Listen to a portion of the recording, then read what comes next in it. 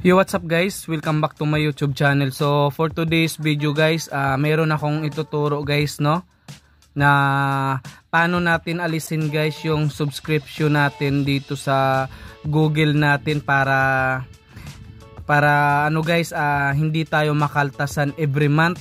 Kasi baka magulat na lang kayo na naka-subscribe pala kayo guys, no, tapos hindi nyo napansin na nakakaltasan pala yung GCash nyo. Ayan, ngayon guys, sa video na to ituro ko sa inyo kung paano natin alisin yun. Ayan, una guys, punta tayo dito sa ano natin, Gmail. Ayan, hahanapin natin dito guys kung ano yung mga email natin na naka-subscribe tayo.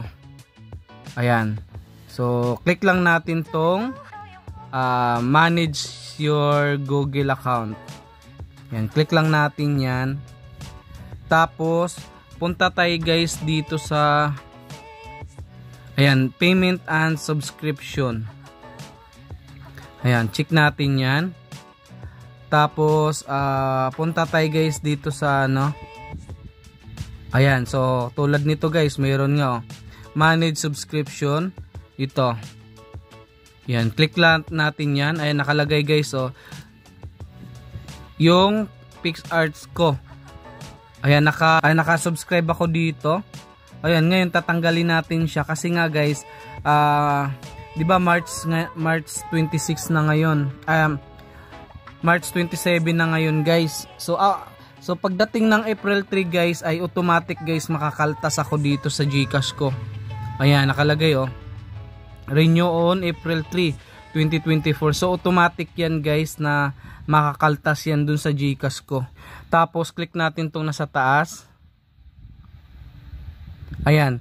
So ito ang gagawin nyo guys. Ayan guys, nakalagay next payment 999.99 on April 3, 2024. So automatic guys magkakaltas yan sa GCash ko.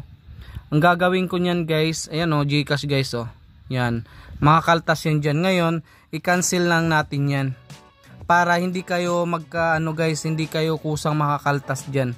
Ayan, tapos lagay nyo lang dito cost related reason. Ayan, so mamili lang kayo kung anong gusto nyo dyan. So sa akin ito, cost related reason. Ayan, i-click ko lang yan, tapos continue lang, tapos cancel subscription na siya. Ayan, click lang natin. Ayan. So, gano'n na siya guys. Ibig sabihin yan guys ay hindi na ako makakaltas yung GCash ko dito. Sa April 3, 1,000 din yan guys, no? Sayang din yan. Kasi may free naman na Ngayon, punta kayo dito, hahanapin nyo ulit dito guys kung alin yung email nyo na naka-subscribe. Yan, ganun lang din yung gagawin nyo sa ginawa ko kanina. Ayan, para hindi kayo ma-automatic makaltasan kasi baka mamaya nakalink pala kayo guys doon sa nyo, tapos automatic makakaltasan kayo yung GCash nyo guys. Kahit walang laman yan, pag yan nagkalaman guys, automatic nakakaltas yan. Kasi nagulat ako guys, nakaltasan ako ng 1,000, ipambayad ko ng kuryente guys, dali pa nayari ako. Ayan, so ito na yun guys. Ayan, hindi na ako makakaltasan nito. Yun lang guys, no?